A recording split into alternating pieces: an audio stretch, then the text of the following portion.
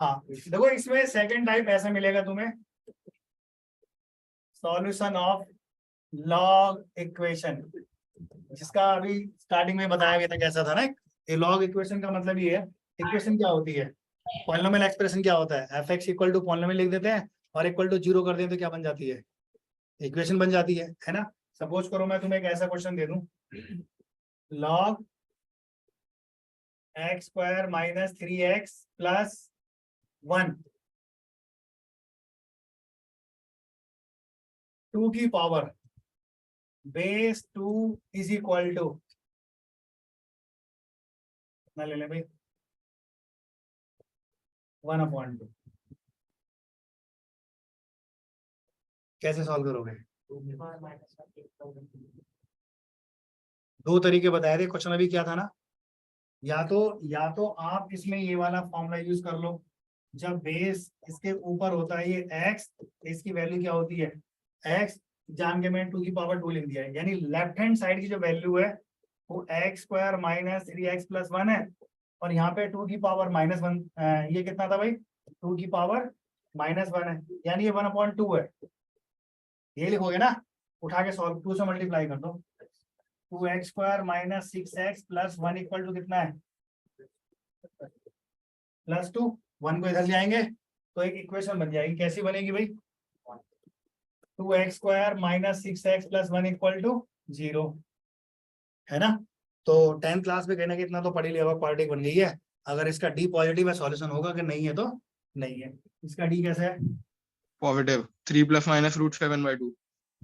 हाँ पूर्ण पटांग रूट आएंगे इसके, पूर्ण पटांग का मतलब समझते हो ना, धाराचार्य जी, 6 माइनस बी स्क्वायर कितना 36 माइनस 4ac बाय कितना होता है 2a। तो देखो ये जिसने भी बता दिए रूट, प्लस माइनस कितना बच रहा है भाई, 4 2 8, इसमें से 8 20 28 मतलब √7। 2√7 ना, और नीचे कितना है 4। तो देखो x की वैल्यू आ जाएगी अरे यहाँ जाना,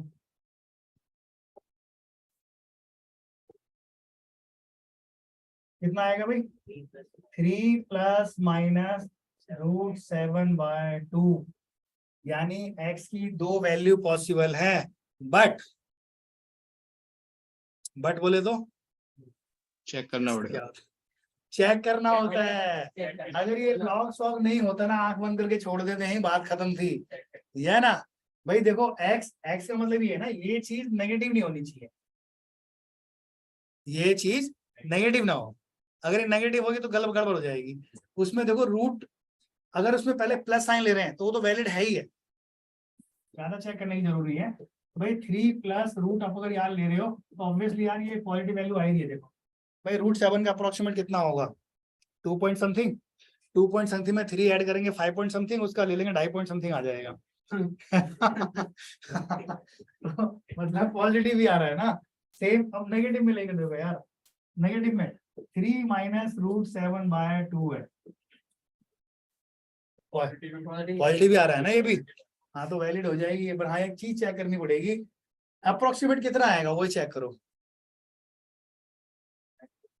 अप्रोक्सीमेट देख लो खाली, हाफ आ रहा है, हाफ तो आ रहा है ना, बन रहा है ना हाफ, वो हाफ यहाँ रख के देख लो, ये प्लस ही आएगा क्या, बोलो। और छोटे छोटे क्वेश्चन कराता हूँ, आ रहा है ना, छोड़ो आगे बढ़ो, देख लिया आगे। ये तो मैं ऐसे ही दिया था। तो लॉगरिथमिक इक्वेशन का मतलब है, छोटा सा क्वेश्चन लिखो, छोटे छोटे इधर से आते हैं दिमाग में, log 4x minus 3 is equal to 2 है, और बेस भी 2 है, जल्दी से बताओ x, ऐसे क्वेश्चन कौन कराता है यार। नहीं बेस x लो, base x, 4x minus 3 equal to 2, x square 3 सकती, यहाँ पे बेस x है, 4x minus 3 equal to x square. x की वैल्यू बताना मुझे, तो देखो x की वैल्यू बतानी है, 1 और 3। 1 और 3, देखो एक आंसर आया। और कोई भाई जिस तरह ये बताता है सर 1 और 3। Very good. दूसरा बताया, आंसर आया। हाँ सर 1 और 3 3 लोगों का 1 और 3 इधर से भी। कैल्कुलेशन अच्छी तरह सीख जाओ, कैल्कुलेशन अच्छी तरह करने लगे तो समझ लो आपको मैथ आसान हो जाएगा।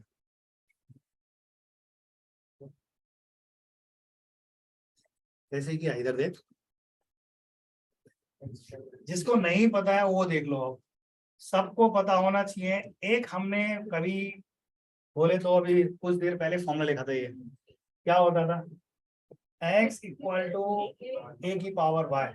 तो देखो यहाँ पे ये पूरा x का काम करेगा, है ना।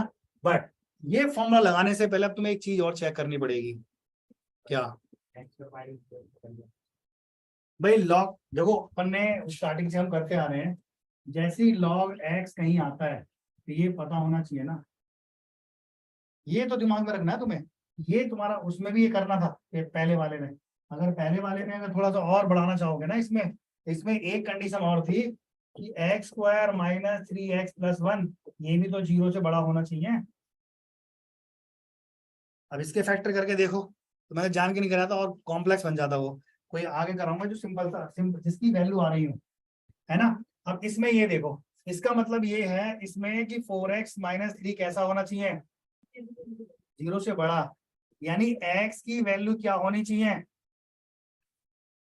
ये कंफर्म है, x की वैल्यू 3/4 से क्या हो, बड़ी हो।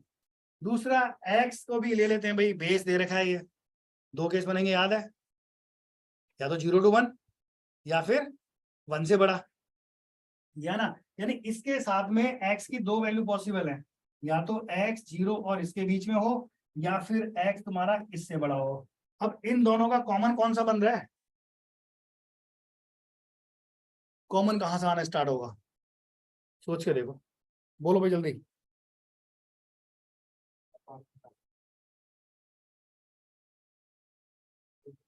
चलो और बता दो और डिटेल में। ये कंडीशन लगा दी।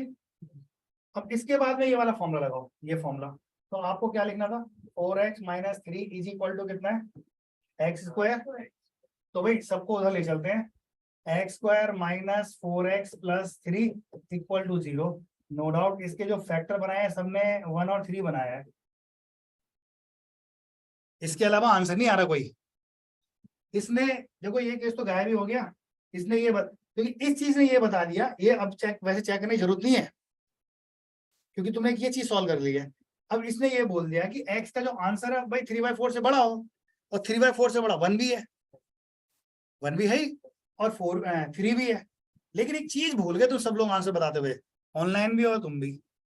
जब हमने ये लिखा था ना, लॉग की प्रॉपर्टी लिखी थी, या तो हमने ए ये लिखा था या हमने ये लिखा था, बट उसमें ये कभी नहीं लिखा था कि a not equal to 1, base कभी 1 के इक्वल नहीं होता।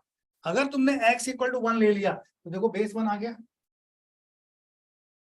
बेस 1 हो जाएगा ना, तो गलत हो जाएगा। तो इसमें आंसर कौन सा है फिर, जो आंसर है वो only x equal to 3 acceptable है, समझे ना।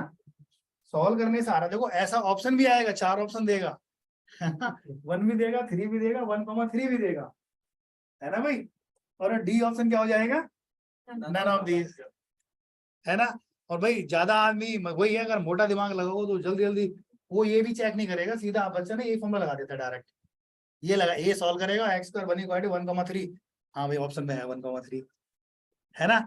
और जब तक वो आंसर की नहीं देखेगा शाम तक, तब तक दिमाग में ये रहेगा सही करके हाँ बिल्कुल मैं, है ना। तो बाद में पता लगेगा रे यार ये गड़बड़ थी। समझ में आ भी कैसे करना है।